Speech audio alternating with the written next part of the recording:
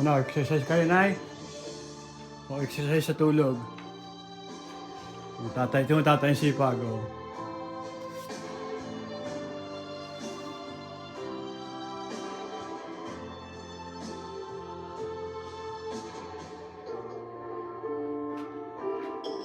Huwag yung masyadong percentile, ha?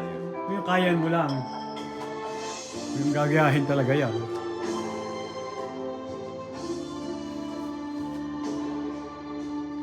Hawak ka dito tayo. Dito ka. Wala. Para hindi ka na, ano. Una ako. Puka ka na. Napagod. 3. Sideways wiping motion. Umayaw. Release tension across the upper back. Yan, diyan ka sa tabi yan. Para pag ano, hindi ka na... Encourages smooth energy pathways along your body. Yun ang ina-exercise ko minsan pagka naglalakad. Tai Chi.